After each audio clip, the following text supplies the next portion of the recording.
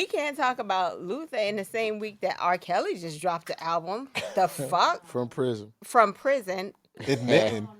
What he in prison for, which we already that knew. shit was ghostwritten by OJ. They was young, but I ain't no pedophile. Come on now. He said that's not what we want Kelly to call said it. I ain't abusing.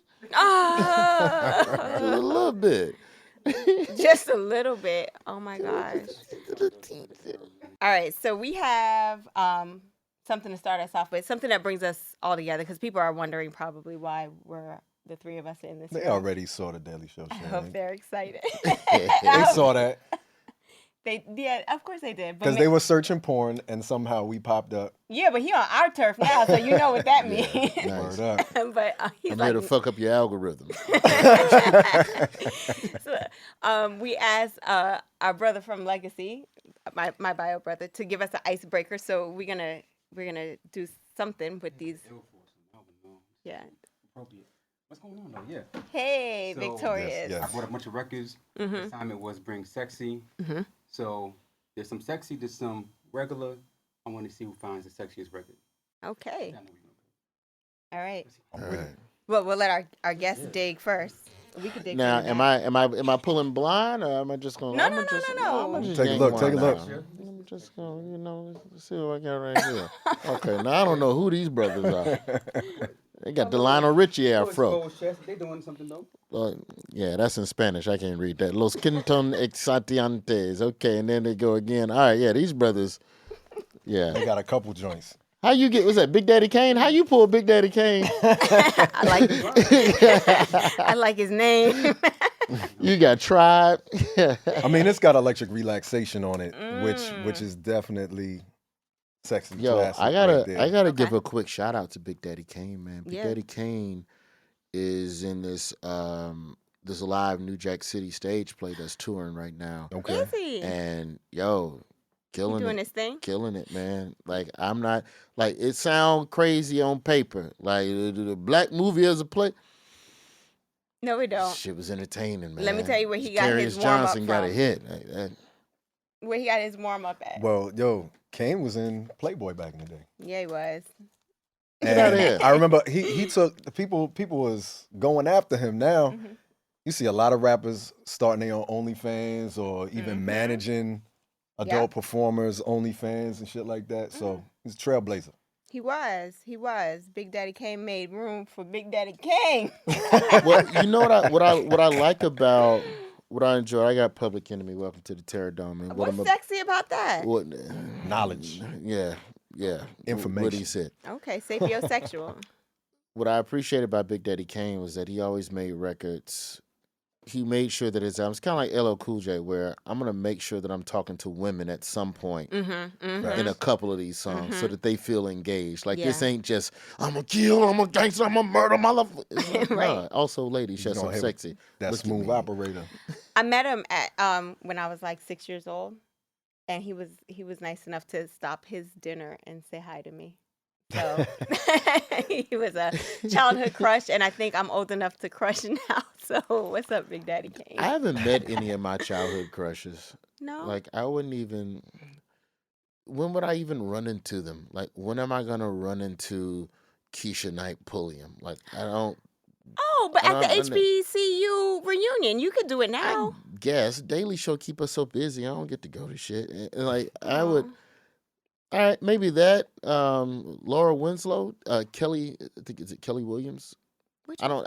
I'm gonna Google her name and I'm gonna make sure I get her name. What right, show was 'cause, she on? Laura Winslow. Family I think it's Matters. Laura. Oh, okay, Yeah. okay. Steve Gotcha. Urkel's girl. I had a crush on. Oh, yeah. But I try to make sure that I say Got her name people's right. actual name, Right, Because right. I don't like calling black people. We love to do that. Whatever role we know you from, That's your name forever. that's you Forever. for the rest of your life. I was in the airport with Carl Anthony Payne, and we're coming off the plane, and folks are just calling him Cole. From the gate to baggage claim. Wow. Hey, Cole, where Martin at? Cole, where Martin? You know how you just want to be mad on a nigga's behalf? To the point where I'm walking with him. Can I get a picture, Cole? Nah, he ain't doing no pictures. Like, and he don't know me for shit. I'm just some comedian he recognized. But I'm like walking with him. Yo, back up off Cole. I mean, Carl. You know what your security. name is? Yeah. That's what we'll say. Yeah. What you got? Biggie. Okay, what's sexy about One More that Chance. Oh, yeah. That's a classic right there. Yeah. Big Papa. Yeah. So you picked Public Enemy for your sapiosexual. You had Big Daddy Kane. And No, you had Big Daddy Kane. Oh, I had Big Daddy Kane. I'm still thinking about Big Daddy King. Yeah, Kelly Williams. I was right. I know my crushes. Laura Winslow, Kelly Williams. Well, since we all throwing our crushes out there, Sade, when you get back on this world tour, throw me some tickets.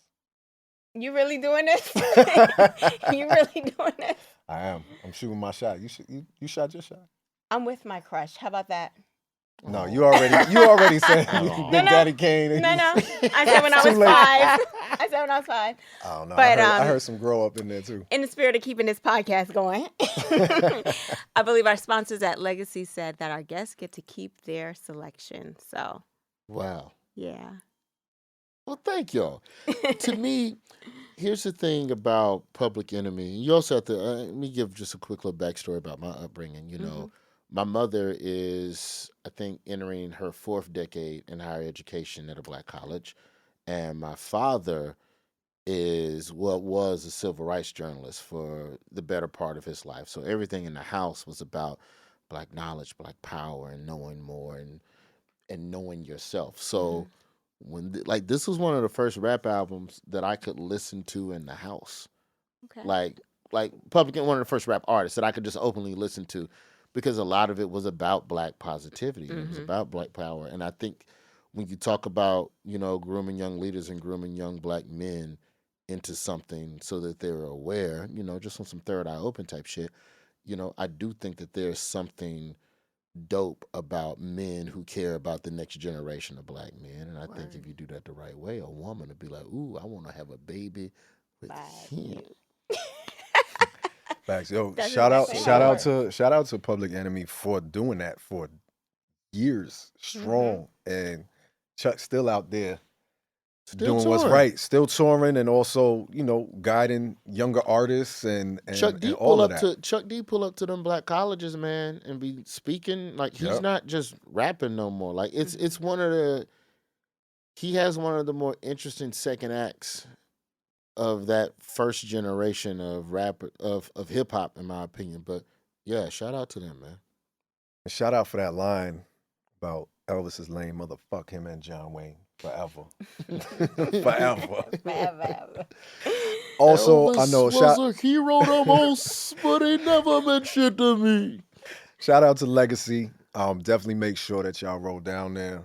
I also know in there is, you know, this Marvin Gaye album that has what is my favorite Marvin Gaye song, If I Die Tonight, which I think just writing, it's like one of those songs, like, you know how like sometimes you be like, damn, how can you really put love and lust and passion into words? And he's like, yo, if I die tonight, be far before my time, but I need this moment with you type shit. Like that shit, that song sexy as fuck. But I don't know. I'm gonna snatch that record. That's that 1.0. That's like up there with that. Who did that? Was it Jaheim? Just in case. Oh, Jaheim said, "I might die when I leave the house. Let me go and hit that one more time." That's that Jersey shit. That's that Jersey shit. very right there. upfront with his rendition. We up front like, yo, Bitches, killers out there. Take the panties off. Just in case I don't make it home to. At least he said make love. That was nice. Yeah, that's fair. We know what he. Yeah. Draw them dots. All right, so we are so honored to be joined by a comedian extraordinaire, actor, writer, producer, and philanthropic. Like, you're a hero. I have out my there. days. I ain't no hero. I just try to make Alabama better. You're doing it. that in You're itself doing it. is heroic. Right. Increasing the literacy rate for young folks there, helping people get matched to jobs. Like, that's what's up. Yeah, we try. You know, it's easier in Birmingham. The hurdle is when you leave them little Democratic pockets in the state and you try to do like philanthropic work and stuff. Like I won't, without getting into a lot of the details of it, we're trying to still introduce film and TV crew training. Okay. Only way you can get film and TV is if you got places to train crew. And so I had it laid out with some of my connects. The one thing I am grateful for in the city of Birmingham is that, for the 10, 15 years that I did morning radio, I made a lot of connects. I ain't never asked for no favors. And everybody that was here is now here. And they honor and like I'm calling in markers out the ass the last couple of years. And we were trying to get some film and TV stuff done, and we were going to get a lot of it done at a particular black community college in central Alabama. But it's a predominantly black, because it was one of the ones in the hood. And what it was basically laid out to me was, and it wasn't said like this, but this is what they were saying, is that in the state of Alabama, you can't do nothing that's going to benefit a black college, even if it's a community college, if there ain't a way for the white to have access to it. To have access to it as well. But if they don't want to do it, then you can't do it. Damn. So it's it's stupid shit. Like this is the same state where our mayor Randall Woodfin tried to raise minimum wage citywide mandatory minimum wage. City of Birmingham tried to raise it to $15. Montgomery, it was like, nah, fuck y'all doing up there. Keep that shit down at $7, $8, whatever the fuck it is. So that's the stuff you're kind of up against. And so I don't have a lot of I'm quick to say, I don't think I'm a celebrity. I'm just on cable. Like I'm recognizable. But I'm not like everybody. Like, oh, there you go. Oh, TMZ. But I got just enough leverage to where I can try and get some shit done or get some outside money to come into the city to make sure, the literacy rate with black kids as it relates to, going to prison. Mm-hmm. If you learn how to read, you're less likely to go to prison. Statistics is just that simple. So fuck it. Let me figure out a way to get some money to get some books into the city.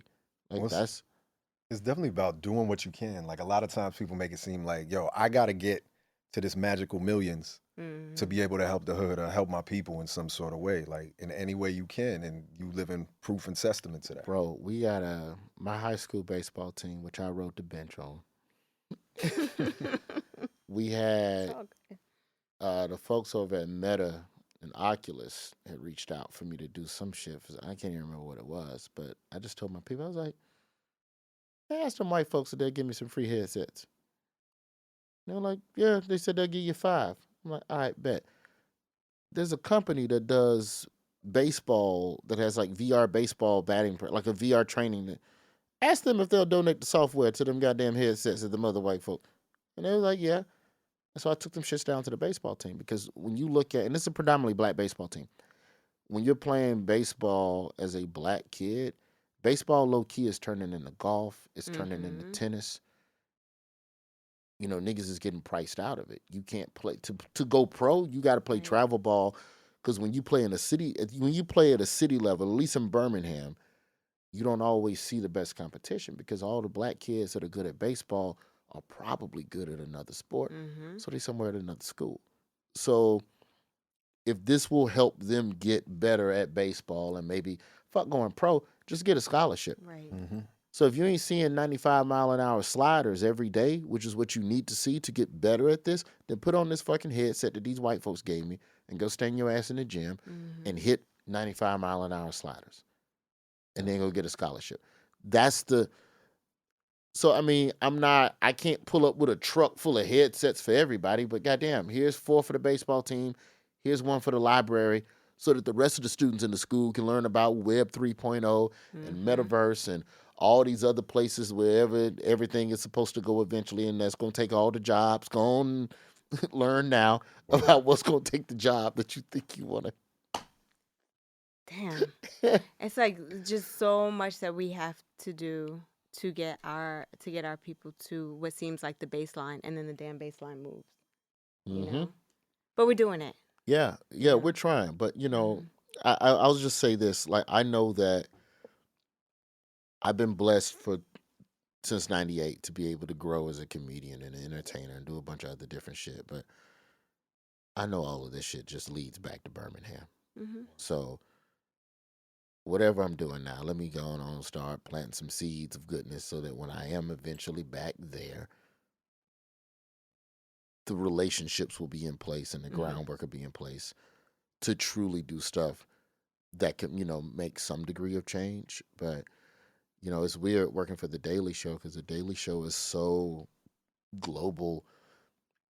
And maybe it was just that under Trevor, but it's such a globally minded show and nationally minded. But really, all I care about is state and local politics because that's where the change happens. Like, that's where the activists are. Them the people doing all the actual shit. Like, we focus on the policymakers all the time when we forget that there's people at the state and local level that are the ones that are actually, the tip of the sword. So I'm more interested in those stories. Well, that's why it's like if you look at people who are looking to do the opposite to our community, to keep us away from all those things, have been telling their folk to get involved as local as possible. That's why you see all these people trying to stop woke and stop gay and all that shit at all the school board meetings. Even them motherfuckers organized. What's his name? Steve Bannon told them years ago, go be part of your local school board, go be part of this, go be part of all these local things, so then you can control what is and what isn't happening in your area, and then just ripple it out and shit. Right. Which does lead to one of our questions for you, is being that you focus on Black folk. We in our industry, because we focus on Black folk, running a certain glass ceilings and glass walls and all that kind of stuff. Have you found that within comedy that you run into those same sort of problems anywhere, whether it be with clubs or trying to get projects off the ground? Is with the second thing. The clubs, not so much, because Black people spend money. Comedy clubs fuck with Black comedians hard. Like, if there's racism and discrimination within the clubs, a lot of it comes from them trying to penny pinch on the money and lie about how many tickets you sold. Like, it's just janky promoter shit. Like, I wouldn't even say that is racism that can be navigated, and there's ways around that shit. Like, you can get around that shit. But when you pitch a TV show that's a Black show, and then if it's too Black, they might not pick it up. So then you got to trick and act like, oh, no, it's a show about cultural and poverty. And then pick it up and then go, trick you, bitch. It was Black as fuck. Like, yeah, because your shit was Black as fuck, the most recent one. Yeah. Did you have to use that approach, or are you at a point where you're like, they know that your shit's going to be... They know. Okay. They know now. But for me, like with my stand-up, it's basically, here's the Black issue that you only see in a binary sense. Let me introduce a third angle to the conversation. I might not have a solution. Like, I'm not trying to be here's the problem and here's how you fix it. It's just, no, here's stand for the anthem, take a knee for the anthem. Wait, why do we even play the anthem? Like, that's the bigger fuck standing or kneeling. Why is this song even being played before a game? Like, it's not like on some indoctrination type shit. So like that's where I choose to try to explore my comedy. But, being a Black person in entertainment, you 1,000,000% run into a lot of different hurdles at the development level. And I think that a lot of it is gaslighting, where you're not told. You're told, oh, no, everything's cool. But deep down, well, somebody's fucking with me. Yeah. Like, and we spend the money. That's the thing. Like, even, I mean, like you said with the comedy shows, but also just in general, Black folk, we spend money on entertainment when we like the shit. Yeah, if a comedy club was wrong to any prominent Black comedian that sells tickets, like I'm talking like a Samore or a D.L. Hughley or a Earthquake, like, if them niggas say that club is a no-fly zone for Black comics, then it's a no-fly zone. And then what is that club going to do? Because there aren't enough white comics selling tickets at that level for that club. Ain't no comedy club that's open 52 weeks a year only booking white boys. You can't. You just can't. And like, to sell real tickets to make real money? No. It's like porn. You can't do without us. Wait, explain that. Right. You just. So it's the same shit. Yeah, same shit. Like you can't. The highest selling shit. Yeah, is either interracial or it has some point of people of color with it. So it's just like So these companies who make all these films at some point, if they want to be profitable, or even a performer. If you think about it, I mean, whether it was interracial or because we're not people, we're categories. You know what I'm saying? So it'd be like big black dick, Latina, all these categories of people, Asian, or you know what I'm saying? Like they can't make it without us, but they always then make a whole lot of shit without us. Yeah. You know what I'm saying? Or make deals as if it could be done. Yeah. Or if you look at like award shows or things like that, they don't have black hosts, even if the top selling performer of that year or the top search performer that year was a black or brown woman or something. You know what I mean? They still don't care. Nope.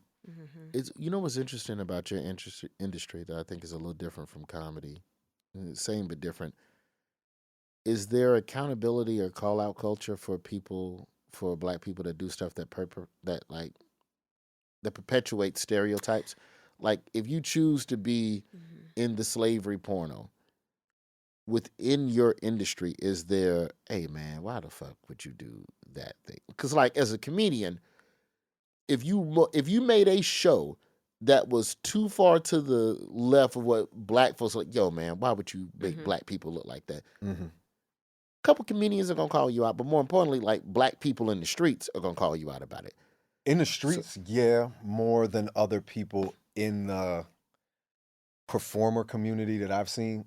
I will say black women in the industry for sure, but it might not be black women who have the loudest voices. But or the biggest platforms, you know what I'm saying? Yeah. But like, I think with black men within the industry, it's such a small number of people that everybody, if they shoot primarily for mainstream porn, they're all afraid to lose whatever that spot is, so they don't want to say anything that could piss off any of those companies.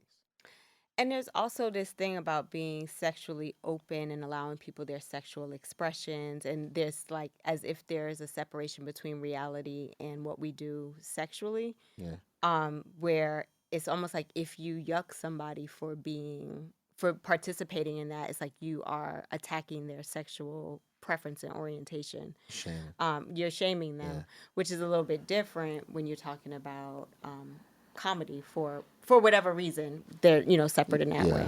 Also, sometimes like we were talking with you before about is you might be in a scene that was just like I think you actually have brought it up on the show, the Black Wives Matter scene. Okay. We actually knew the woman that was on the cover of that box. And talking to her, she was like, no one told me that's what it was. They just told me I was shooting with a white guy. Because in that particular scene, he wasn't like, no, hun, Black Wives Matter or some shit. Yeah. You know what I mean? Like, so the title is just clickbait. They just threw that shit on there at the time. But then there's other people who have been in scenes where you'd be like, you had to know that shit. One, I always forget their name, but it's the one where it's the two white ladies that dress as cops and shit. Oh yeah. And they pulling over black men, and then basically it's like I will call that shit out because technically y'all are just playing off of this shit that's off of trauma beyond what needs to be out there and shit. Okay. But then people were looking at me like, why you fucking with people back? And I'm like, nah, that shit is wrong, B. Like across the board. The other thing too is that people in the industry get a pass on being ignorant, even though we may know them. Like you know better. Like we know you, and we know you know better. I think people in comedy, folks think like we know you definitely know better because we know a little bit more about who you are as a human. Like that you went to FAM, or like that you are on the Daily Show, and you know these issues and how they impact. For us, we be getting a pass on, People don't have to actually share parts of their lives, how they grew up, where they grew up. So some people also they real name. They don't. They might be like, yo, I might be from Birmingham, but I ain't never going back. I live in LA now. You know what I'm saying? Like people might have that kind of mentality. So as well. they don't have a connection they don't feel a responsibility to the culture in that degree. Right. Because also when people see you and know you in the airport, they'll holler at you. They might look at us They were ain't like, gonna I say don't know that. if I should say that I know this person right now. I can't say I know Jet Set and Jasmine because people gonna know how I know her. I'm either in therapy or I'm in her ass. One of the two. Don't worry. I will never disclose. But it's like you do like people will look at you and they trying to catch your eye and then they'll give you one of these and you're like, that's creepy as fuck. Yeah. So, okay. Yeah. Just pay for our bill. You could do that. Like, you don't even have to say anything. Just take care of our bill. When I'm out, my head on a swivel though, man, because you know, I guess the difference between us is that with the Daily Show, you know, to me, politics is wrestling with consequences. Mm-hmm. Like it's like the people at the top bickering and arguing with each other, both sides, and CRT, Black History, no CRT. Like the people invested in those conversations are crazy enough to pull up on the White House on January 6th. that's real. So if you'll pull up on the motherfucking government for doing what you don't agree with, what you gonna do to me on a regular day in New York City if you catch me walking by? That's true. And I'm not saying that that's the norm, but I am, when people look at me, I'm bombing first. Because if you want some fuck shit, you can read it. Yeah. You can read it. Like you can't hide evil intent. Especially not at a distance. So for me, I'm trying to get more information from you. I'm not sure if you, man, it's cold out here, man. Whatever it is, I'm gonna break the ice. And if you're a friend, you're gonna take the conversation to a friendly place. And if you foe, you're gonna ice grill me. You're gonna, like, whatever it is. But know that I see you. Know that I am aware that you're in my space. Like that type of shit. So they do have that in our industry too. We get the religious zealots, who are like porn shouldn't be a thing, or if you're queer or trans or something like that. Shit. Like I know people who've had motherfuckers show up at their house, looking to kidnap them, to try and with teach zip them ties and to everything. try and on some storming the Capitol shit, to try and teach them to not have made them gay for liking their shit. You know what I'm saying? So you're an evil deity in my world. I must destroy you in order to heal. You must go away. And then also with what you got, we'll get the how dare you bring CRT into my jerk off time. but for real, like you've also gotten hate mail through the internet and messages and stuff because of your religious background, because of your sexual exploration as a Black man. They sent my entire XXX Twitter portfolio to Florida Congress, to the department that I worked for the government that I don't work for no more. Jeez. Yeah, so we do have a lot more in common. Our people do it a little. Our people, our not people, our enemies, our haters. You know, they are, I guess, a little bit more undercover or like direct. I don't know. It's hard to say because of people showing up at people's houses, and calling the people on their households. Yeah, I don't know. Like when I think about comedy, like, and I think about somebody like Dick Gregory or somebody like that. You know, they probably got like the whole FBI file. Yeah. You know what I'm saying? Like that. I don't know if there are any porn stars specifically who got the whole file like that, but I definitely know that there are, you know, whether it be people of color who speak out about the industry or people who are, you know, across the LGBT spectrum, who there are people who are like, nah, like this gotta stop, because it's also one of those talking points that's really big right now with everybody. So yeah, I've just never, and I never really thought like this until I started working at the Daily Show. And then once everything got flipped to Trump and folks was like really like running up on motherfuckers, and then you know, I'm gonna say they started running up on Asians, but it became more prevalent within the news cycle. I'm like, oh, okay, so they really, all right, so that's what we doing. So y'all make sure Hit the door 'em. is locked before they come shit up the rotunda. It's So yeah, scary. I keep my head on a swivel because I also know that, the type of stand up that I do, as it grows and as I mature as an artist, I'm gonna be talking a lot more shit, and people love to try and shut you up. And it seems like that's very similar with you all. They want you to stop doing what you're doing, Yeah. even though millions of people fuck with what you're doing. Mm-hmm. But it's the same thing. You a black man with a voice. Mm-hmm. You know what I'm saying? You're choosing to express yourself how you want to express yourself, when, where, all that shit. You know what I'm saying? And I think it's the same kind of thing where our sexuality was defined by white people across the board. I was just reading this whole thing about the slave that escaped from Martha Washington. I gotta look up her name, so please excuse You were me, reading everybody. this last night Like at 4:30 in the morning, sharing the horrific details of this. Yo, she escaped Martha Washington, and George Washington was trying to find this woman.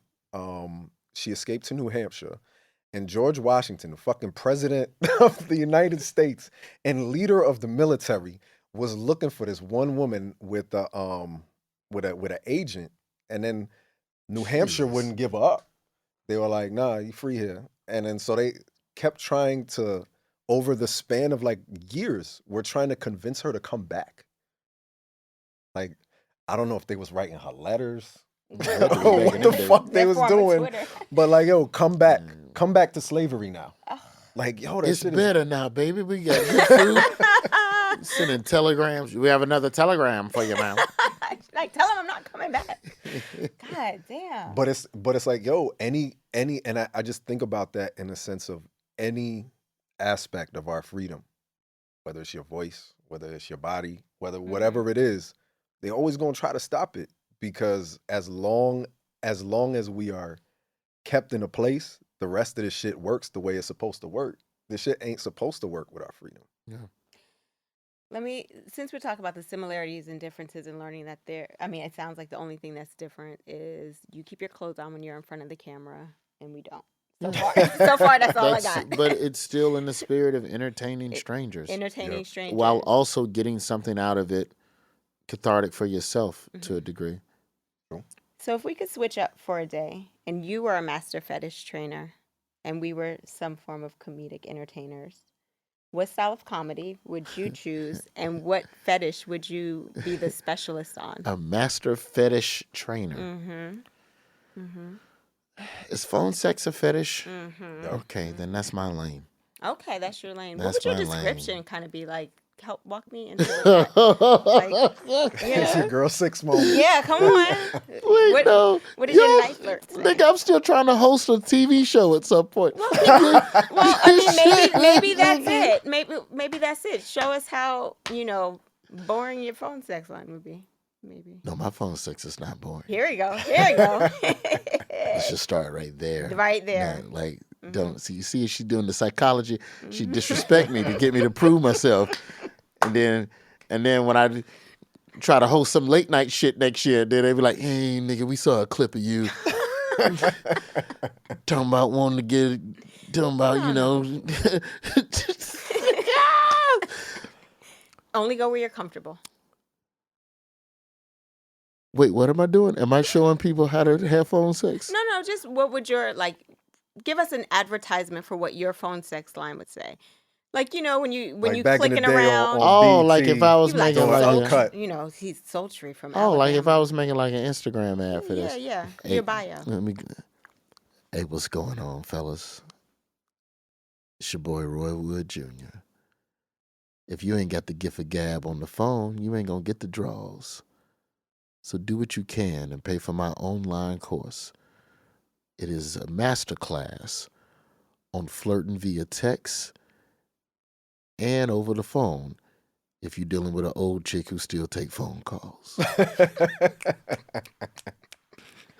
Get him a Sex Panther right now. Right now. Get him a Sex Panther. Sign me up. No, yeah. You know why phone sex? Because I travel so much. So, I would imagine that probably became a thing for me in my 20s when you're just traveling, you're just away. Yeah. Man, I sure wish I was there. What would you do if I was there? Girl, you know I would take them. And then you have to paint a picture. And then at that point, my degree is in broadcast. Okay. So at that point, it's literally the colors, the smell. You have to, it's journalistic. It is. What did you see? Who was there? What happened? What did it sound like? Yeah. What did it smell like? Like that level of descriptiveness. Perfect. So, That always wins. That's what people always tell us. The descriptions for y'all scenes are so graphic and detailed, and it's the same thing. You smell it, if you could taste it, if you could feel it, and you in that moment, then people are like, I gotta watch this shit. Look at those transferable skills though, from journalism into sex work. That's dead on. That is spot on. all right, I got my fallback career set up already. There you go. In case this shit don't work out.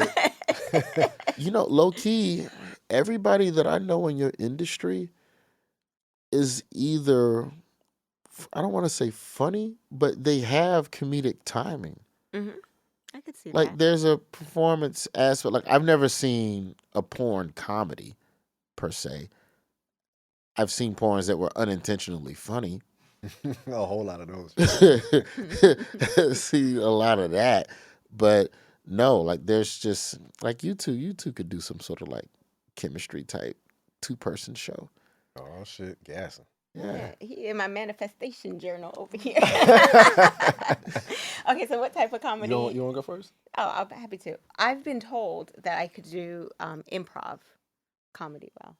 I've never tried That's fair. it. You're quick as fuck. I think and this isn't just because we are on the same website and partners and shit, but like doing scenes with you both on camera and like working with, you know, like clients in person, you be pulling some shit out of nowhere. And I'd be like, I'd be stuck. I'd be like, where did she even get that from?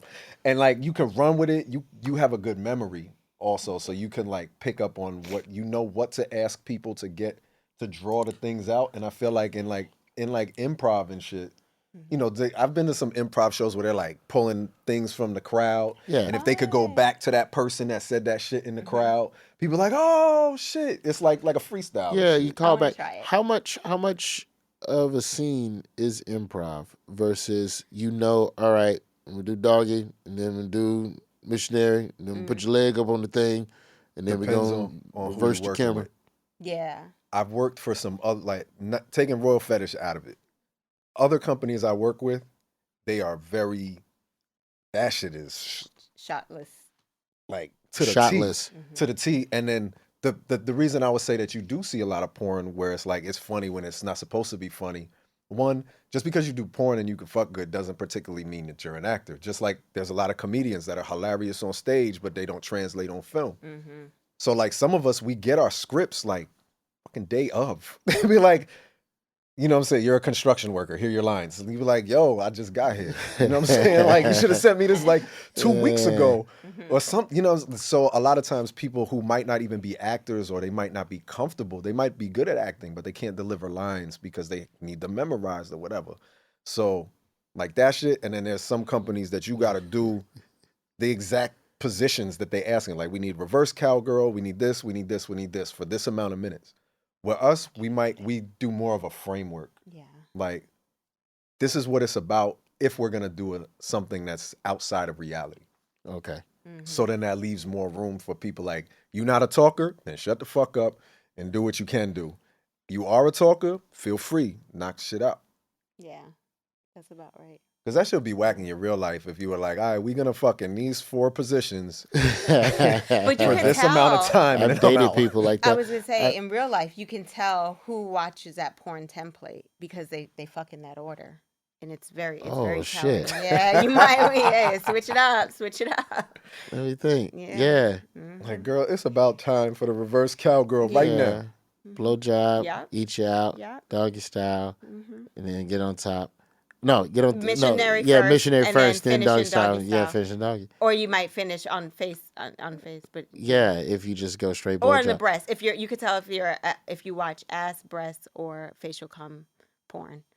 But that's Just the off of that. template. Yeah, that's the template. My ex had it. Holy fuck, you're right. I'm Yeah. like going through my head. And then now. y'all be passing it around. We know. And then we got our timing. That's why we can fake our orgasms so well, because we know it's coming. All right, here goes. Flip me over, facial. Done. And like it's wild because then you can like essentially tell who's been watching what just off of how they move in the bedroom. That's why it's good to watch like, indie or independent filmmaker porn, because it'll give you inspiration outside of that template. It's like a sitcom, right? You're kind of thinking about like comedy sitcoms, how you kind of know what's going to happen no matter what show it is. You know how it's going to end. And then you see a show like Atlanta that just doesn't follow. You up. Yeah. That show's Yeah. We just talk about that in the last joint. Wait, but then to the improv point, then some of the dialogue then has to be improv, because if you have a scene partner that's doing some different shit, then you have to acknowledge what you're gonna take my leg like that? Oh, you just gonna take the leg. Okay. Like, because we do a lot of scenes with people who want to try something for the first time. So there are other performers in our industry, but they're like, yo, I've never done hot wax, or I've never been flogged, or I've never been sounded, or I've never been, like, just run down the list. right. So it's like, you can't really, if we write something, they're going to be up there like, I don't know how I feel about this. You know what I'm saying? Yeah. So we want the natural We're reaction. just gonna take them out of the scene anyway. Exactly. It's like, yo, be yourself, unless you're a person that's into role play. If you into role play, we could rock with some role play. And I think for me, when we started doing Royal Fetish, that was one of the things that was so important, because I had done a lot of studio porn where it was just like, I'll be on set like, and this is before eating pussy was part of the order. Routine. And be like, she just gave me head for like 15 minutes. I feel like I should eat her pussy also, not just because I want to, but like it's only right. You know what I'm saying? But like before it would be on some like, no, it's not in the script. Like, what? That don't even make sense. And that's why so many people now, like, I don't eat pussy then, because I ain't see it in the movie. I ain't doing it. So they didn't. Or whatever. And that's you know the origins of, you don't do that, man. You don't do it because I ain't seen it in the movie, or just in the sense of like being connected with somebody and being turned on by somebody. You do want to do shit that pleases them. Why would you not have that in a scene? That don't make no sense. So we want things that'll go organically in that kind of way. What comedy style for you? I love stand up. Yeah, that's what you switch it for a day. You gonna do? If I switch for a day, I would want to try stand up. Okay, all right. I think that's the hardest form of entertainment, because every other type of entertainment, you could pick one thing about some shit where you're like, oh man, like I ain't like that beat, but dude got flow. Or, you know what I'm saying? She might not have looked good, but oh, she sucked dick like a motherfucker in that scene. Whatever. You know what I'm saying? Like you can always kind of pick out one thing, and stand up is either they make you laugh or they don't. To me, comedy is one of the hardest performance art forms, because it's the one that everybody has done, even if it's on accident. At some point in your life, you've been funny. You've said something and people laughed, and now you think you can do it professionally.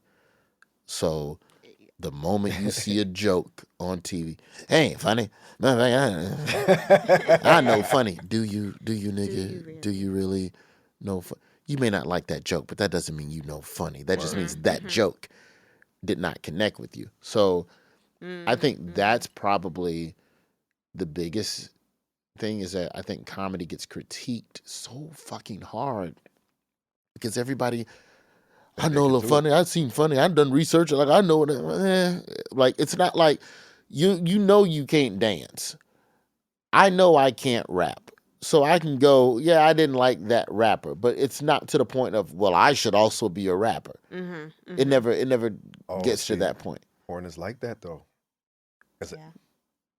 Most people have fucked. I won't say everybody has fucked, but most people have fucked, and most people will look at that porn and think, I could do that shit. That shit is easy. I have been able to have sex before. I too can take the leg and move the leg and do the thing. But yo, you get some people, can you do that shit in front of all these lights? Can you do that shit to all these people at the exact time? Not after you went out for dinner and a movie and got to know somebody, had a couple drinks, found out y'all was feeling each other, da-da-da-da-da-da. No, you got to be there at 9. You have to fuck at 9:30. Can you do that? You know what I'm saying? Yeah, It don't matter. That You don't know, that you probably don't even like, that you had the worst fucking day before you got there. Yeah. All these things lining up, but can you do that shit? Turn it on. And then it's the same kind of thing. And also, don't bust too soon. Nope. No matter how good she look, how good she do that shit, you cannot bust until they are like, we are ready for the money shot. And then you actually have to do that money shot within the frame of time, usually, that they are asking you to do that money shot. Yeah. They like, we can't just wait around for you to fuck all day and finish. You know what I'm saying? Like, we got other scenes to shoot or got places to go. And they talking to you about non-sexy shit while you there fucking, you know what I'm saying? Like in between setups. Or you got to hold a position that's uncomfortable for you. Or I run down the list. Or for same thing, a lot of women that might be like, yo, we need you to fuck this guy that nobody is attracted to, but he happens to be your male talent for the day. Can you make it look like other people should want to fuck him? You know what I'm saying? Like, but everybody think they could do that shit. But I feel you. Like, I do think, like, it's watching people who are really good at comedy, you'll be like, how did you think of that shit? That's amazing. Like, just like I think like musicians who could put a song together that is common, like a common thing that we might all think of. Everybody think they can make. You think you can make a party song? Would you like to go to a party? You know how fucking corny that shit goes sound. We did a rap, I think year one. Trump was still, he wasn't even the nominee yet.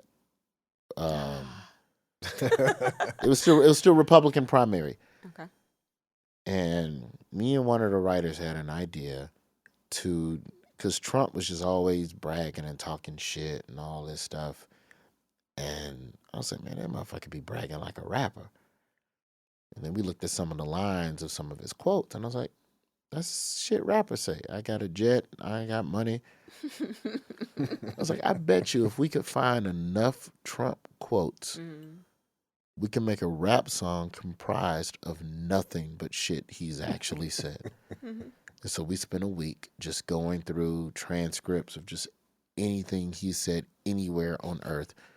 And we made bars, made a hook.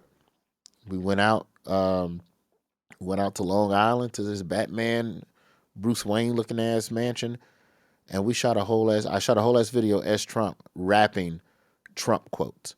Oh my God. And let me tell you something, nigga, I've never been more exhausted and oxygen deprived in my fucking life than rapping a song while walking. I wasn't running. I am just walking. Like, if you watch the Black Trump, it's still on YouTube. You watch this Black Trump video. I'm like, there's a setup where I'm just walking around a golf cart while a camera goes the opposite way and constantly passes me. And my only function in life for an hour and a half is to just fucking walk and rap and make it. And I'm trying to mime, but you can't. You got to actually say it. You got to say it. Mm-hmm. That shit is fucking unreal. And this ain't even like some I've seen Janet Jackson live, who I will argue, and only because I haven't seen Beyonce live, but I watched Janet Jackson in Vegas. Goddamn 2 hours of fucking routines, nigga. And singing. Mm-hmm. Didn't miss a syllable. Nigga never panicked. Like, she ain't finished a song, go, none of that. Janet Jackson was killed. My fucking ass can't do 2 laps around a golf cart while on fucking Steadicam. The level of performance, like that's the thing that I really get obsessed with, you know, because comedy is different in that, you know, it's also one of the few genres that is created in front of the consumer. And the consumer criticizes it, not knowing where this joke is in its particular life cycle. So that's also part of the problem now with phones at the shows and stuff like that, is that people jump on something, and comedians need the leeway to be wrong a couple of shows so you can see where the line is and then bring it back. And then that's what you take and present on television. That used to be the timeline of a performance. But now every single show, your shit's on the line because you have to be, which I think makes your writing tighter, but it still doesn't always change the risk.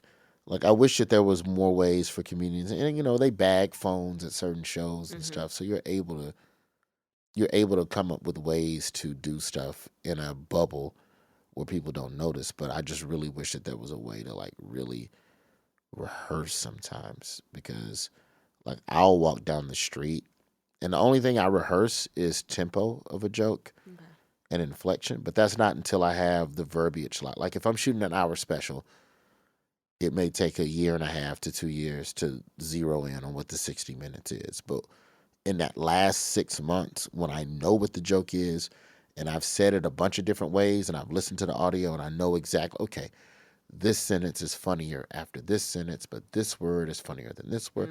You go on thesaurus.com, you find synonyms. Is there a funnier word? Is there a word funnier than this word that I'm using to say this thing? Plug that word, commit that to memory, and then play around with it on stage a little bit. I hosted Essence Festival one year, and I wish that everybody, like just the general public, I wish that the general public could receive the gift of watching their favorite artists rehearse and understanding what it takes to put what you see. I fucking watched Solange Knowles it was like 2 hours. It was a 2-hour rehearsal for what was ultimately a 20-minute performance. Wow. It's just 20 minutes. And as a comedian, he said, 20 minutes, man, I'll go over my jokes in the green room. Solange was out that bitch at 10 in the morning. I need you to stand here. Move that way. Okay, you two, come up a little bit. Now we'll do the song. Do half a verse, stop. You, when we get to this part, over here, and then you go back this way, and you come on in front. Like, precision.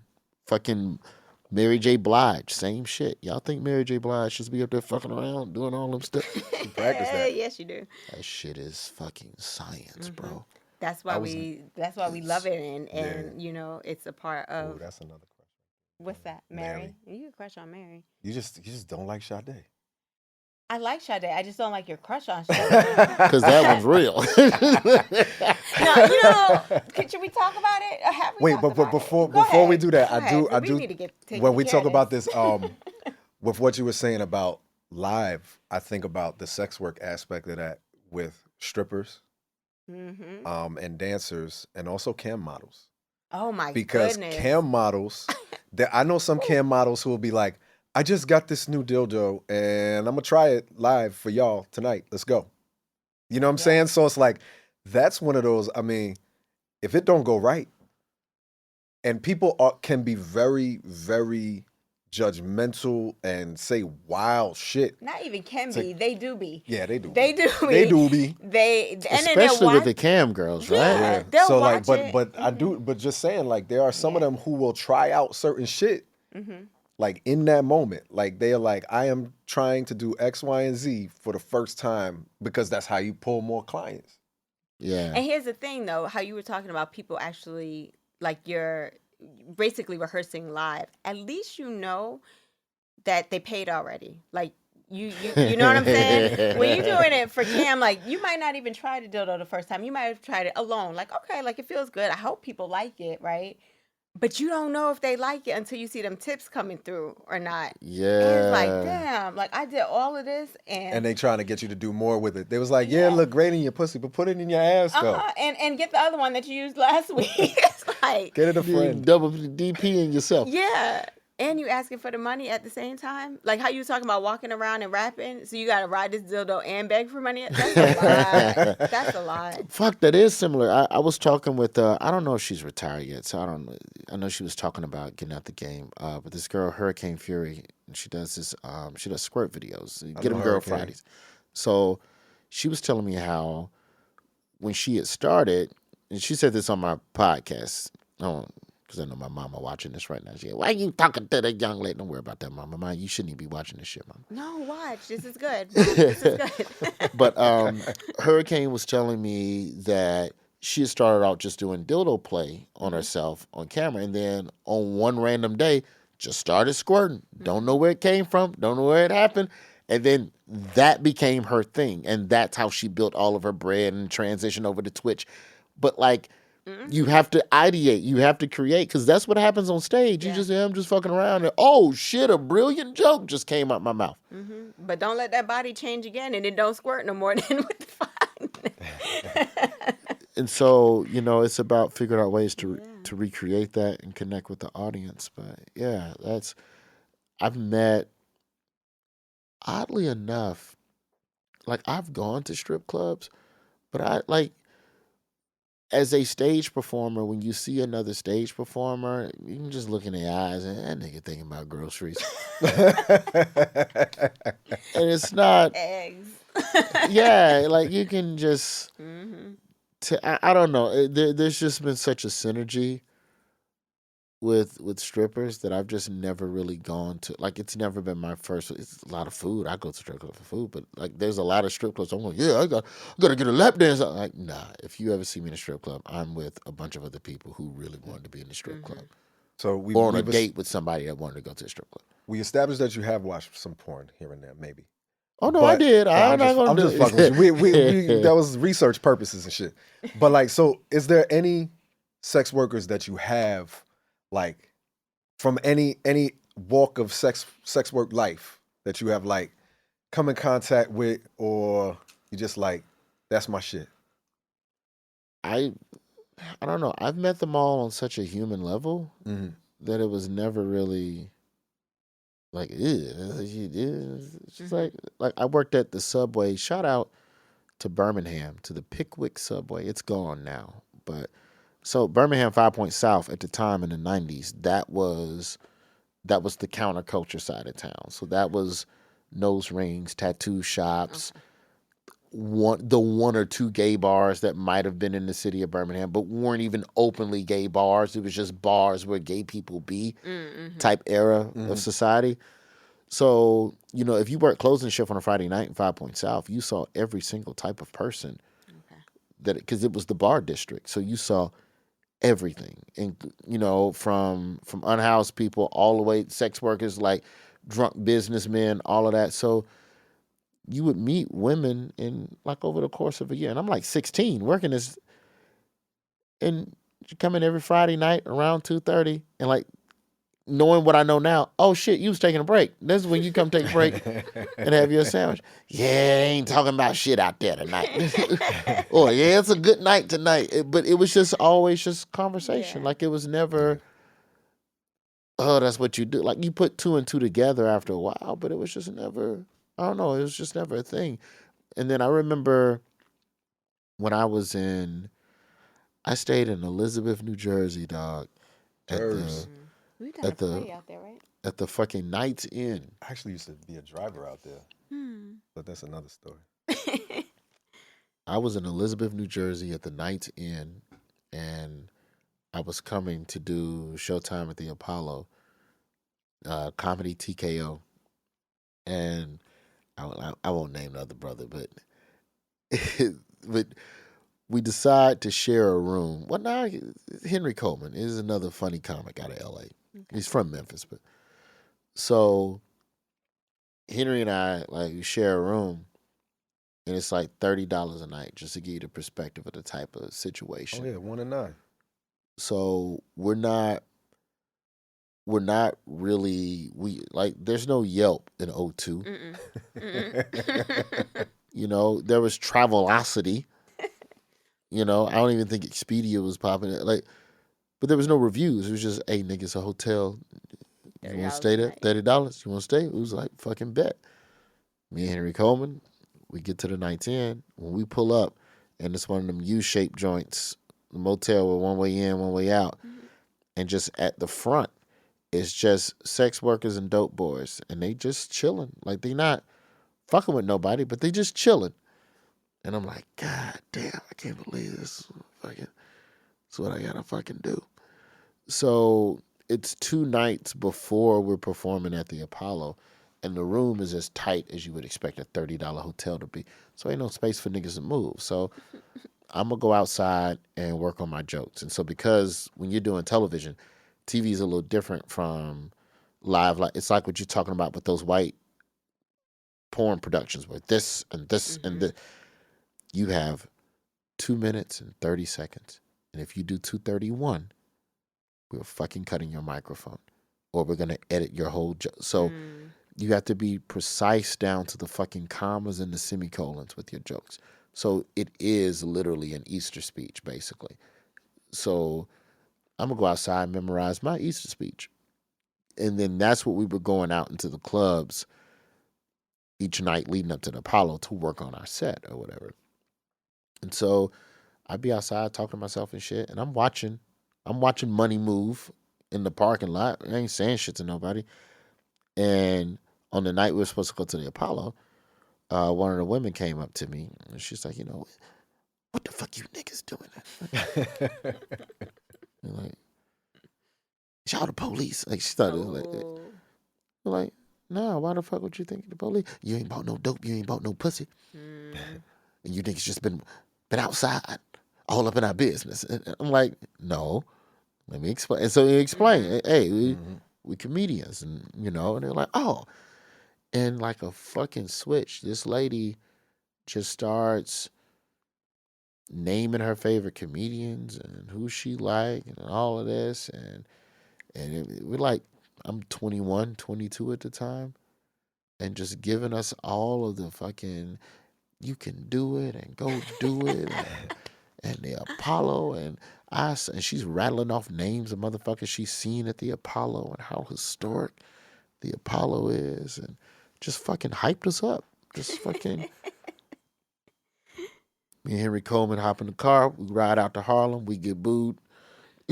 We get booed mercilessly. Damn. That's the game. But when we come back to the fucking night's end, and as we pull back into the fucking parking lot, that fucking woman and two of her friends are standing there clapping for us. And that's the most, like, at your lowest low, to just have a random person just, hey, it's all right. Like, she looked through the car, like, she can see the nigga, we've been crying the whole ride. Because nigga, we was counting on that money, nigga. Fuck. We was counting on, because I was like, I'm going to do that. Like, I had the whole shit in my head. I'm like, nigga, I'm going to do the Apollo. And then I'm going to do Comic View. Then I'm going to do Def Jam. Then Ice Cube going to put me in a Friday movie. That was how I thought my career was going to go at that time. Was Apollo, BET, Def Jam, Ice Cube. I got booed. I was like, fuck, you just what's skipped next? over the Shaq comedy Shaq All-Star wasn't a thing yet. Not yet. Shaq All-Star came like 05, 06, somewhere in there. So at that point, like it was just the warmest fucking, just a polite, just a kind motherfucker, man. I think that there's definitely a stigma on sex work because of religion in this country. But I also think that within that industry, and you can correct me if I'm wrong, but I feel like a lot of people who want to do it, this is what I want to do, operate from a degree of secrecy for fear of shame, or they don't talk about it, because it seems like in y'all's industry, there's people that are loud and proud about it. Like if you look at OnlyFans, right? Yeah. Where, yes, I have an OnlyFans. Please subscribe to my OnlyFans. I want you to know I have an OnlyFans. And then there's niggas on OnlyFans who don't show you can't see their head. You can't see, they don't want you to know nothing about them. I think it's more of like fear of not you, but other people's shame. Like other people's shame that they look at sex work, or like how we were talking about just the safety. It's like if you know Stalkers too. Yeah, like if you know my face, or like because other people around me have shame around sex, it's gonna have negative consequences towards me. Now, that's not to say some people do sex work to survive. You know, this is not what they plan on doing for the long haul, and they don't want to like have this this stigma attached to them for the forever. Also, it be people's fetishes to engage with people that you can't see their face, or that they only want to see your feet and things like that. So, or like maybe you're just ugly and like where your best parts are too. That's that's the cool thing about the objectification in sex work, is that if something don't work up here, or you could focus on what does work. Yeah, just find your one good body part. Somebody jacking off to that body part. Yes. Word. Get on knees.xx. There is a body part that somebody is obsessing over at all times. Underarms. What's an area of your body that you're just like your fans love that you could care less to show? It's hard for you, I know. I show it all. I have no problem with it. I think when I do find people who have fetishes for different body parts, then I'm like, okay, now how can I highlight that shit though? Because it's like if someone's just like how you said, someone's just like, I need a kneecap shot. Like a kneecap shot. All right, how do you get the right angle so that the kneecap looks sexy? But then you realize, like, when it comes to fetishes, people are so specific of their fetish, they'll let you know. Like someone who's into feet, if they're like, no, I want to see the bottoms of your feet, like, dirty. This angle. Or somebody else will be like, I know, I need the tops of your feet, bright light, right after you took your shoes off. You know what I'm saying? Yeah. Like, they're super specific. Like, that part I like about it. Yeah. What about you? I've had someone with underarm fetish, and shaved or hairy?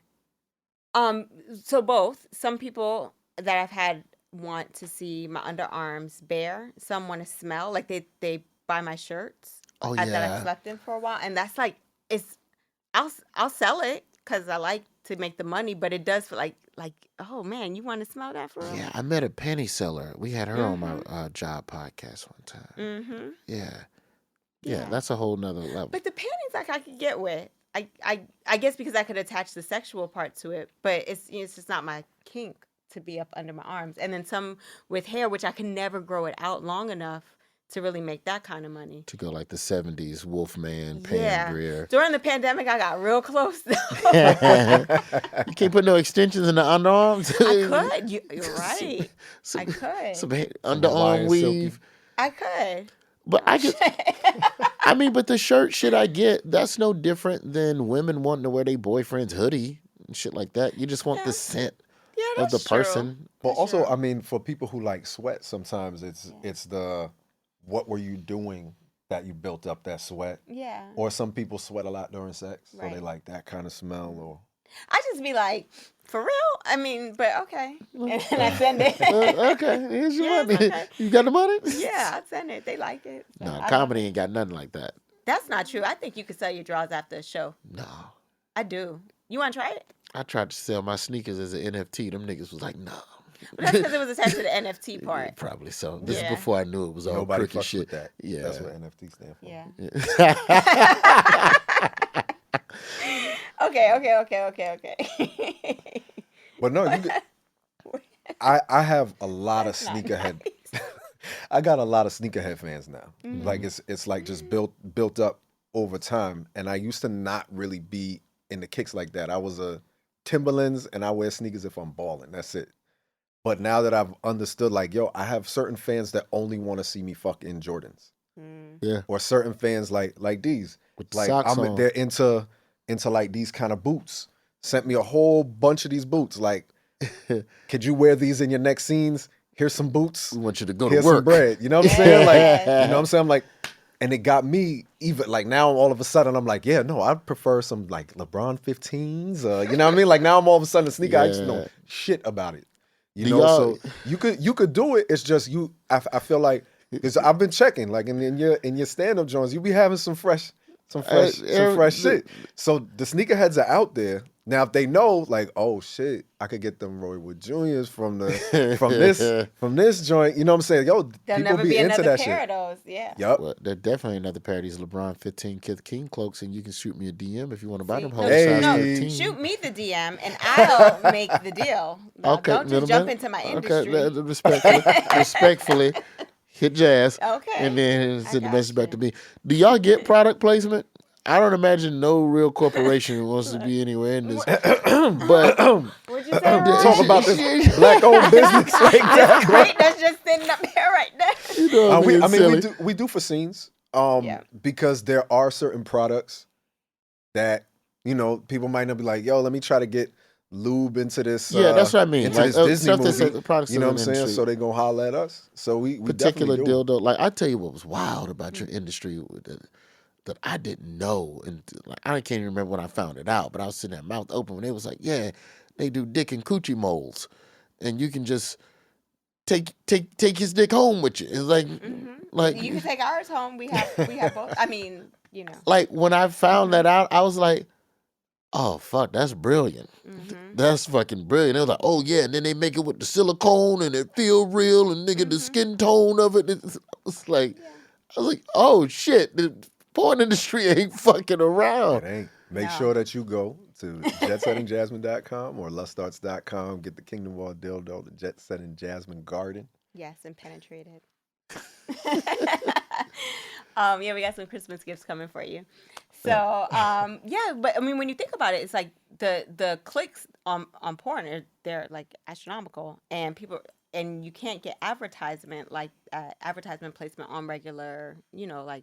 Lower thirds and cable or Google what have ads you. and all that shit. They're not gonna pick it up, and then we could actually like show using it, the actual product, the way that like Walgreens can say like, yo, we have, what do they say, like personal lubricant, right? But we could actually show like personal lubricant, see it works, that type of thing.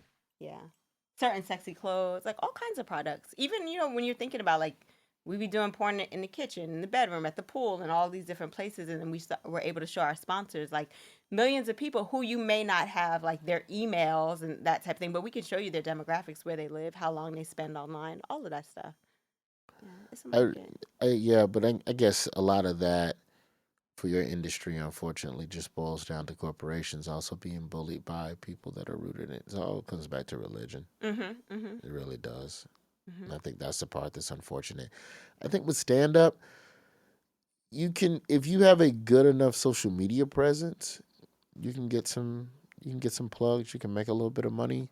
But more often than not, they tend to just pull you into something national, or just take you from your world and add you to theirs. Okay. Like I'd say the best example as of recent, there's a funny fucking brother named Drewski.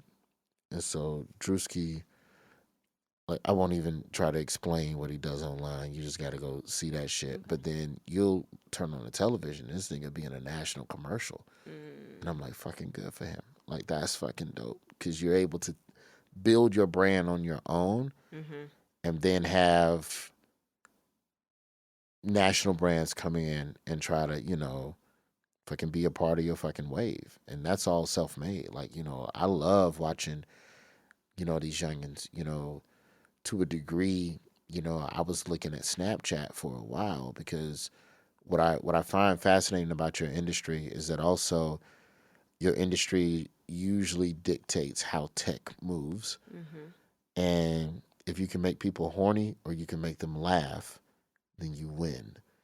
So anywhere people are being made horny, figure out a way to go there and be funny, and you win. I have been trying. I'll tell you something funny that I've done from time to time while watching porn is play the game called Guess the Stand-Up Comedian that's playing in the background.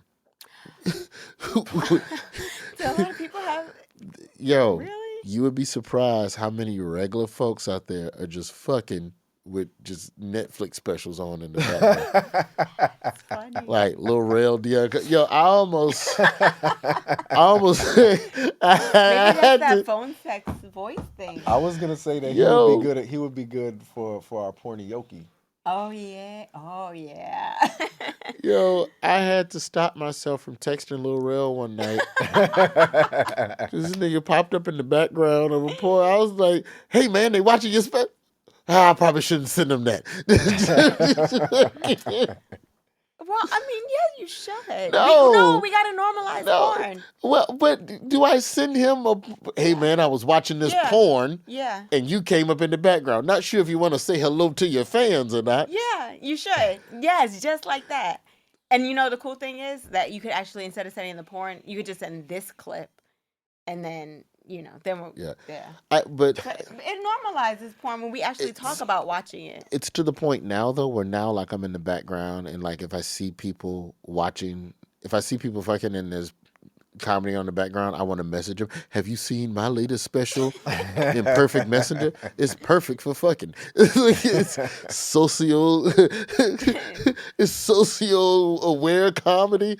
Do you want to fuck while I talk about the national anthem and police reform? Socio-political porn. So you haven't come across come across any of your own Jones? No, because my shit was on the Comedy Central app for years, and nobody was going fuck to the Comedy Central app. But now, now that we have Paramount Plus, my shit easier to find. You wasn't gonna find my shit in 2017. It was too hard to find. That's funny. I didn't know that. Yeah, people be fucking with all types of weird shit on in the background.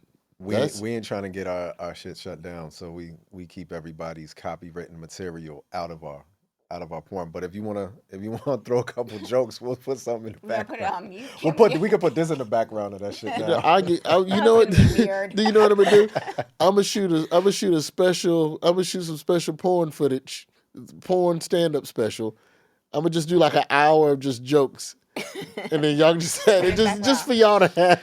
You know what? That actually one of the things that we wanted to ask you is like, since you're known for your socio-political comedy, do people get put off, or do you feel like boxed into that? And like when you want to do something like silly or expand your range, is it difficult?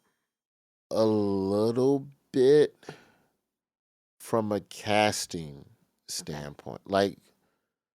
For example, more often than not, most of the roles that I book for sitcoms in the last couple of years are all, excuse me. Sorry. Bless you. Thank you.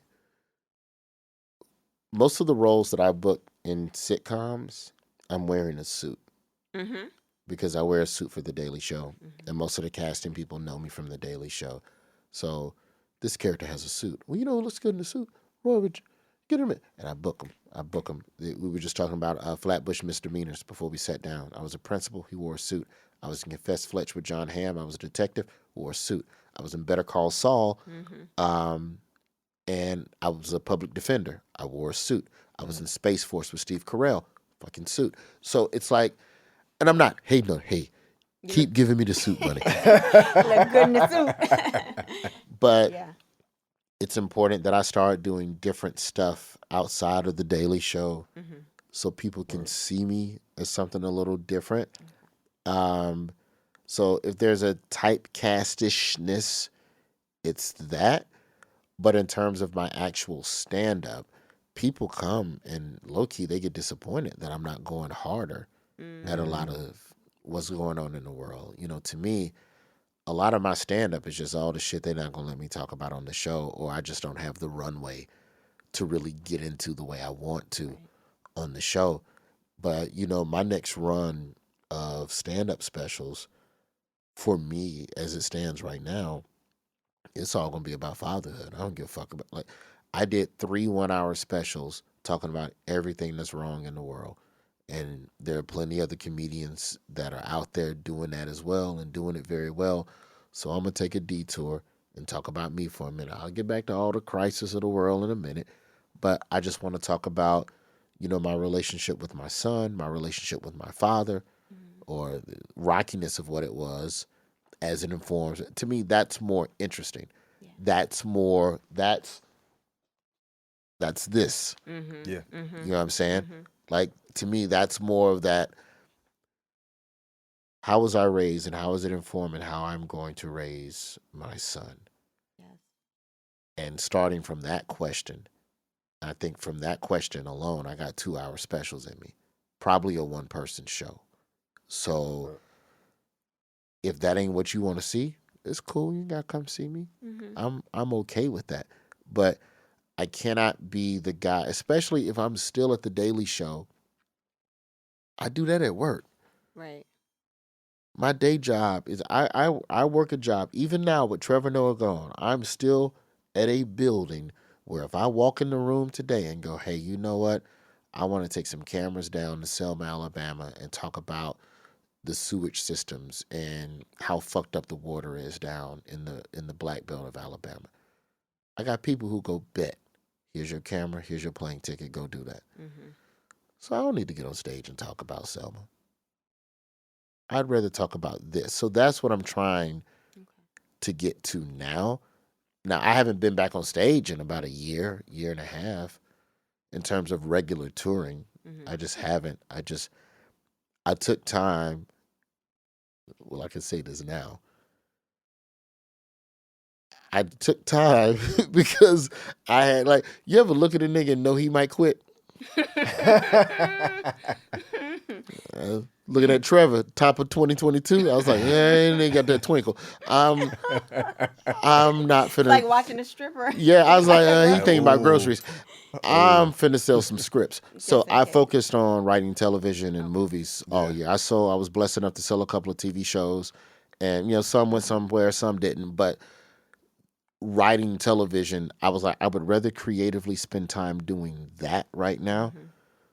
And then come back around to stand up, because it's going to take some time for me to do the mental excavation that is required to really delve into my relationship with my father, and then how to make it funny, and then put it on stage. Well, at least this time you'll be able to stay at better spots than the Night's Inn. Yeah, I still drive by that thing. You know what's weird? Every blue moon, and I don't do it often, but I don't know. Sometimes I feel like where I am created a detachment from what got me to this place. Okay. And so I try now and then, and I'm not going to say I try to recreate every single traumatic thing that happens on the road. But I'll give you a perfect example. Like, there were times where the Night's Inn was a luxury. I was sleeping at truck stops. Like, I was sleeping at fucking truck stops on off nights and only Flying J's, because Flying J truck stops, the cash register is closest to the curb so the cashier can see what the fuck is going on. It ain't one of them fuck ass truck stops where the cash register is in the center of the store. I need you to see me. You see me, I see you. All right, I'm going to go to sleep. All right, now watch me. Like, so if I'm on the road, and it's not often, but every now and then I'll stop at a Flying J and I'll just sit in the parking lot for 2 hours and just do work on my laptop. Just to, don't forget, nigga. Keep hustling, keep climbing. Every time I'm back up here, so I started sex work when I was 18 years old. Okay. I had nowhere to live. I was bouncing around, so that's how I know the Night's Inn, because I'm from Jersey. Yeah. I used to live all up and down for a good portion of time, staying on Tunnelly, 1 and 9. So all them joints, some of them joints ain't even there no more. Yeah. And when we travel now for work, Yeah, I'm not ready to be humbled yet. You know what I'm saying? Like, no, but it's like, especially when we're up here, like, I see places, and I'll even say to Jasmine, I'll be like, yo, I used to stay there. Like, that spot was wild back in the day. You know what I'm saying? Or whatever. And now it's like, but being able to know what got you to those spots, because some of those spots, those were the first spots where I ever learned how to properly spank somebody, or pull their hair, or pour wax on them, or whatever. You know what I'm saying? Like I was staying in them shits and working out them shits. You know what I'm saying? So it's like when you are able to have that full cycle moment, there is definitely a part of you that's like, personally, I prefer where I'm sleeping now. You know what I'm saying? But like looking at them joints, you be like, yo, like that was a necessary place for me to be, to even learn some of the things or have the experience to allow me to appreciate where I'm at right now. And also like how you said about the sisters that was clapping for you when you came back, you also always remember like, I'm not any better than anybody who's in that spot right now trying to do they come up or make they shit happen however they trying to make it happen, because I had to do that same shit. I like it's like for where I am now in my career, it's Rocky 3, where Rocky's got a little bit of bread, then Clubber Lang beat the shit out that nigga. Because Rocky was fucking around. And so then Apollo Creed takes Rocky back to the hood. You got to train. You got to get back to the gutter. You got to get back to Rocky 1. Like, you got to get back to broke nigga fucking training. And so, to me, that's the default that I go towards right now is, okay, how do you maintain that hunger and that thirst? And so for me, the first step is finding a new target. Okay. I've unpacked racism as best I can. I've gun control, school, prison reform. Even when I was talking about, my next door neighbor that's gone for life, even talking about that on stage, that was low key the first tiptoe into just personal. Like that's what do you do when you know the murderer and the victim? Who do you feel sorry for? It's that, without even getting into the whole joke or whatever, but it's a guy I grew up with who's a getaway driver in a robbery that turned into a murder. He was never in the store. He didn't even know that they murdered that dude till the feds came to get him. So mourning 2 lives lost and the dichotomy of that, and figuring out a way to make it moderately funny, but that was exciting. That part of my last special was exciting because I was like, oh shit, this is me, but it connects to the world. Well, what else about me connects to the world? So I have a question for you, a fatherhood question. And kind of keeping on the theme of the show, what is something that you are going to teach your son about sex, relationships, that you wish your father had taught you? Ooh, be honest. Don't lie to women, man. Ain't nothing to lie. I try to teach him that in general, but especially, don't lie.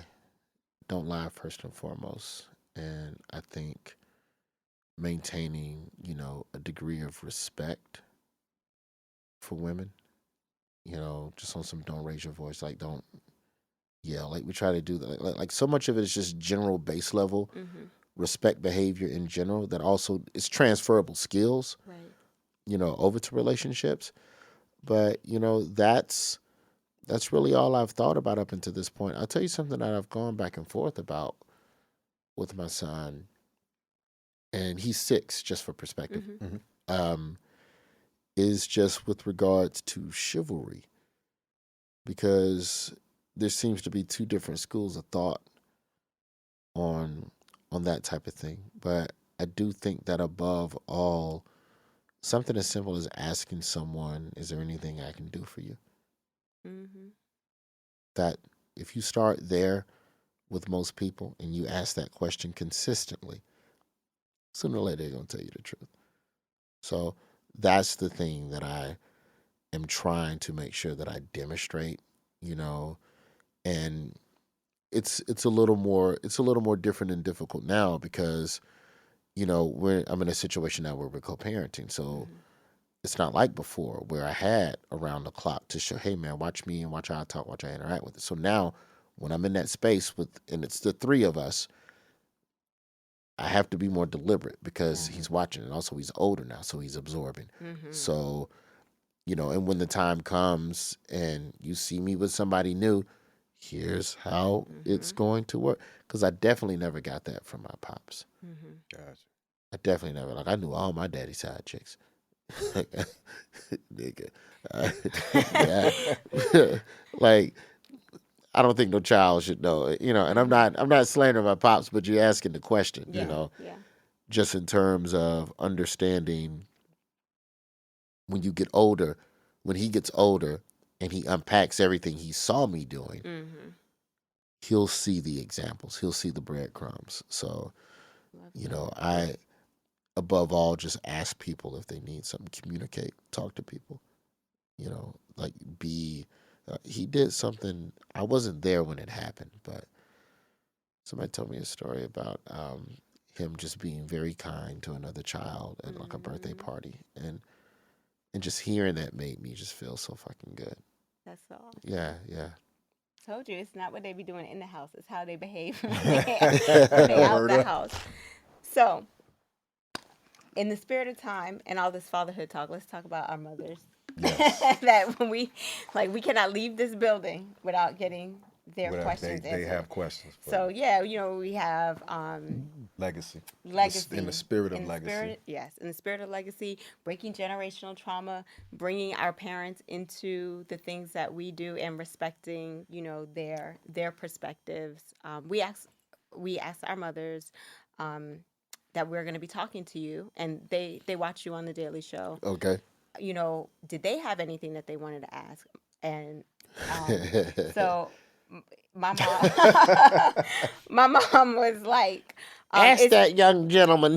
My mom was like, is he taking over for Trevor? No, that was one. And I was like, well, no, not that kind of question, Mom. Well, let's. Well, the short answer to that is no. They're doing a series of guest hosts over the course of the next couple of months, and then on the other end of that, the network will decide who the host will be. I'm supposed to get a week of one of those weeks. Okay. That's what's up. Well, her asking that was really her saying that's what she wants. Well, so. Thank you. Okay. Email Paramount and tell them more. And then her second question was, where can we go where there are no racist people to deal with? And she said, is that safe to ask? So in your travels, I have to interpret, for my mom. In your travels, is there a place that you felt really comfortable as a Black man? You just got to go to chocolate cities. Chocolate cities. I mean, there's going to be racism's everywhere, full stop. And even once you get into non-white places, then you're into colorism. So there's still some degrees of that. But, I feel comfortable. I feel most comfortable in the South, in black ass cities. I ain't never had a bad day in New Orleans. Okay. I ain't never had a bad day in Birmingham, Atlanta, Memphis. I ain't gonna say that you can just go around because motherfuckers still might try to rob your ass in one of these spots. That's but that don't problem. Count. Crime and racism ain't the same thing. Right. They like to make you believe it is, but ding, ding, ding.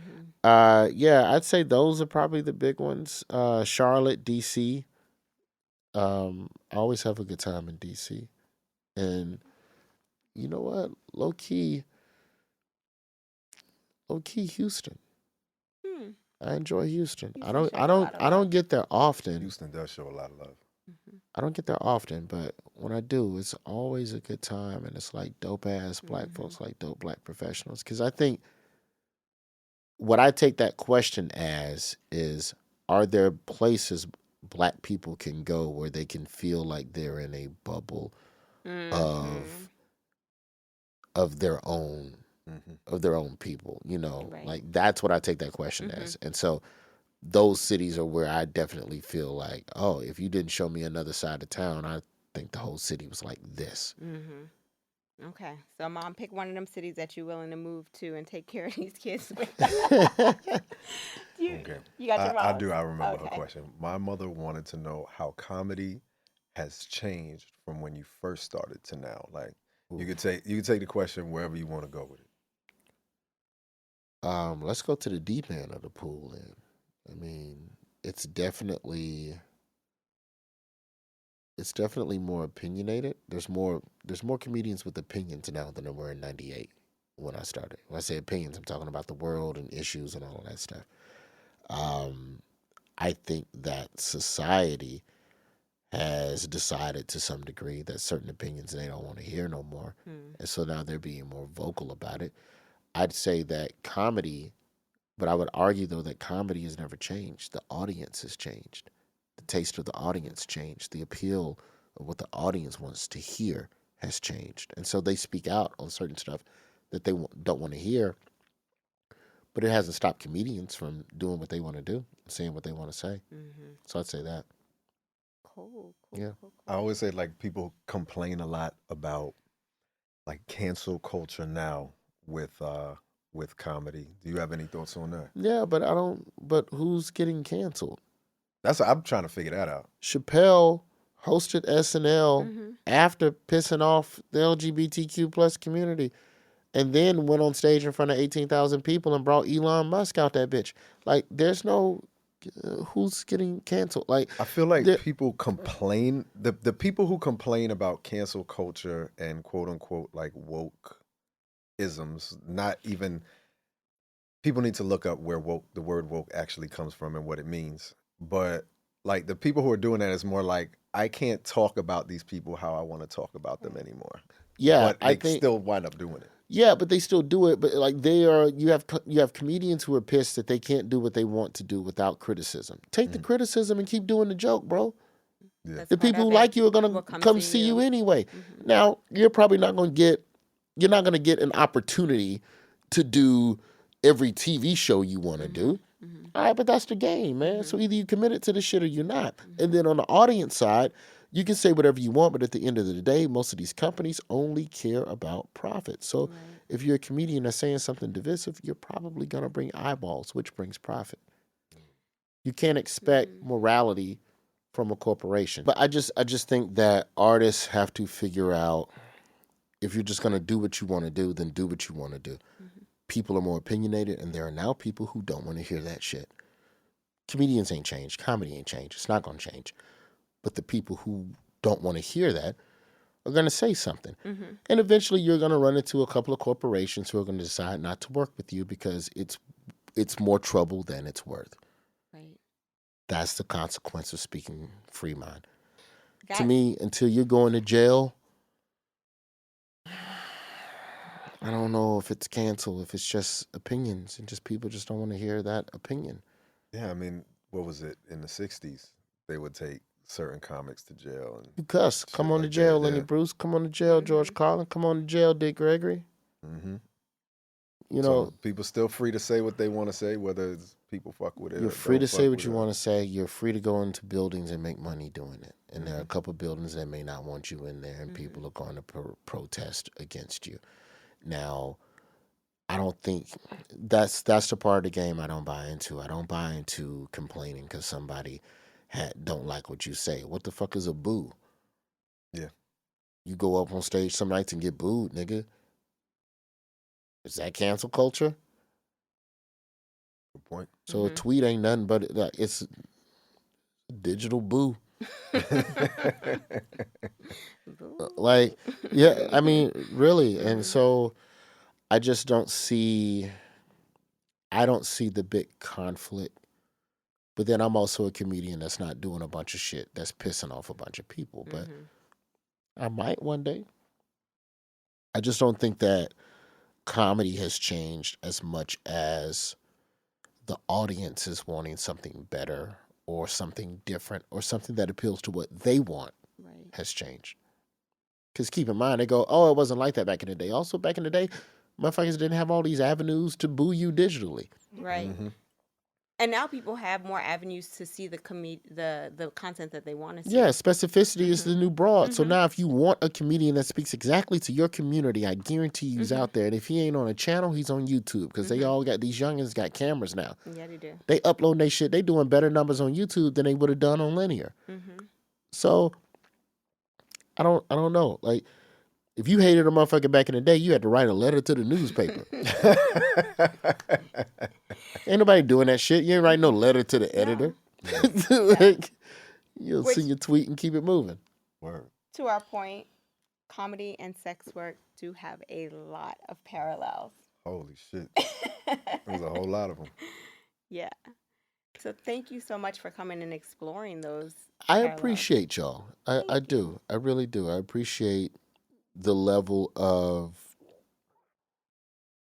I appreciate that you take comedy seriously as an art form and not just somebody on stage fucking around and acting as if they're just talking out the side of their mouth and this is all funny stuff I just said for the first time. No, it was crafted. It was manicured.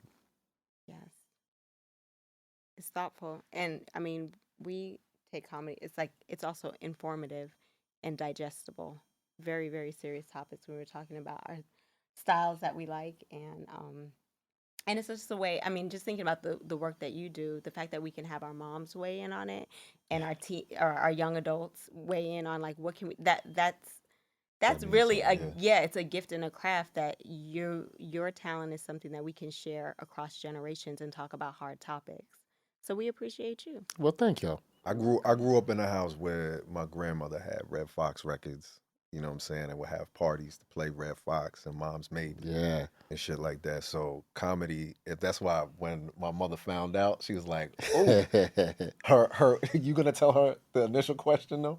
I mean, tell him the initial question she had, or is that gonna ruin it? Only if you're gonna answer. Yeah, I'll answer. Boxers or briefs? Oh, boxers. But the ones that the fit. The sport kind? Yeah, the trim. Like those are nice. They don't ride, they're not bunchy. Yeah, I they can't wear no tighty whitey. Them things cut up, but but just the joints that come down the hip, but they, spandexy or whatever. I'm not doing a regular boxer, just like regular. No, you're not that kind of guy. No. You're not staying at the Night's Inn no more. Exactly. I got money now. I sleep at the Flying J. I know that's right. There you go. See, there you go, mama lady, now that you listen. She wanted to know that my mother-in-law. Thank you for that. Yeah. All right, so the you want really to listen to the sexy music now? You wanted to have that discussion about Sade and Mary J. Blige. Oh man, that's for the next. That's for the next episode. But really, just what's next for you? Yeah. Where can people find you and all that important stuff? Daily Show is still churning out new episodes. We're gonna have a gang of guest hosts. D.L. Hughley gonna be in the mix. Marlon Wayans, Leslie Jones, Chelsea Handler. Like just every person that Wanda Sykes, like folks that you know for their political opinions in every other platform, and they're all over the world. Gonna bring him and put him in a chair for a week. Like an MSNBC show or something. Yeah, DL's done all of this. This ain't gonna be new to DL. Like this is his wheelhouse.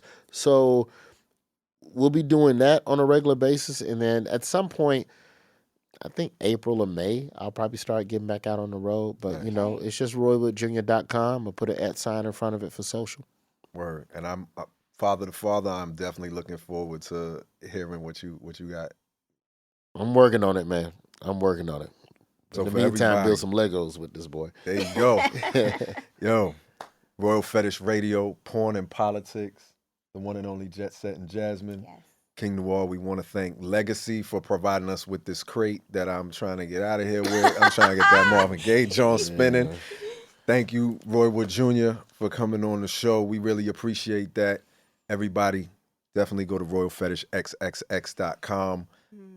There isn't an after scene for this particular radio show, but you can see some more for the other ones. We'll catch y'all next time. Hey, he didn't do none of the 2257 paperwork for that part. That's true. How many of these niggas on this album you think was on the payroll? Oh. A lot of people in this photo. All y'all couldn't be getting money. Oh. That's the one thing Public Enemy did cut down. Chuck D cut down on that entourage. Just like, I ain't finna pay all you niggas. It's just gonna be. Professor Griff said he paid them all out of his cut. All the Professor Griff paid all the brothers in the nation out of his cut. Oh, well, that's why Griff was so pissed off, because he. But that's also why nobody payroll by himself ever fucked with PE though. But yo, go check it out everywhere where the podcasts are. Peace, y'all. Good night.